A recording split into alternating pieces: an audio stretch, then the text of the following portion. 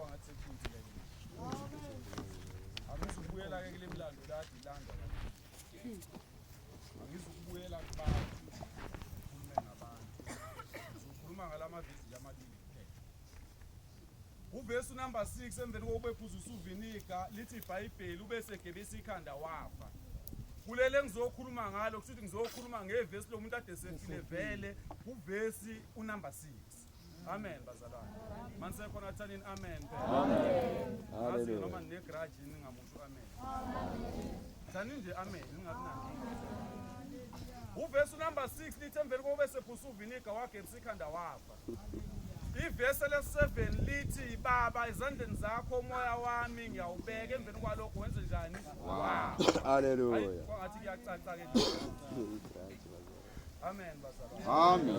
Hallelujah. Usuyoyifundela ngoba amavesi abhaliwe la ukuthi 46 kuya no19 laba babhalela phansi. Hallelujah. Kodwa kukhona umehluko khona kufuneka sicacise indaba ezithi uyabona umasipala ngoba sibhala ama-assignment nama-test unyaka nonyaka.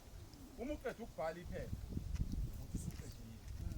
Once waqeda wathi shosho sengiqedile uyalithatha iphepha ulenze njani uyolisubmitha. Amen bazalwane. Amen. Yabona uvesi number 6 uchaza ukuthi kukhona konke kade sekwenzakele uNkulunkulu bese submitted konke kwenze njani sekufeziwe. Iphepha bekade ngilibhala sengenze njani ngiqedile ngalo. Amen bazalwane.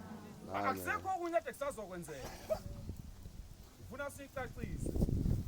Uvesi number 6 uveza ukuthi uJesu uyakubona konke kade kwazokwenzeka esiphambaneni ukuthi noma sengibetheliwe noma sekwenziwe ukuthi nokuthi kodwa konke sekwenziwe njani sekufeziwe sekuyela ukuthi ngiyakuphi ngiyekufeni. Uvesi 7 uveza ekugcineni ukuthi ekugcineni baba umoya wami ngiyawubeka ezandleni zakho. Amen. Amen. Kunomehluko ke phakathi kokubeka nokukhulu. Yabona into oyibekile emkhulu uyayazi ukuthi uyibekephi. Kwangathi wayekade esho kanje wayazi ukuthi ngosuku lesithathu. Yabona uma uyibekile into uyazi ukuthi kusasa uma ngiyibeke la ngiyoze ngiyitholile. Kodwa uma uphuciwe imoto awazi ngoba bengiphucile la iyotholakala kuphi. Uvesi 7 uveza ukuthi nanoma desekwenzekile konke but I have to submit ukuthi konke lokho sekwenziwe kwafezwa kwaqedwa. Kepha ke manje umoya wami baba ngiyawubeka ezandleni zakho kube kunesikhathi abade besobukela kilo lade sikhuluma ukuthi eparadise indawo yamabhesi. Kudingeka abantu abamile. Amen. Amen. Kube bekunesikhathi besoyichaza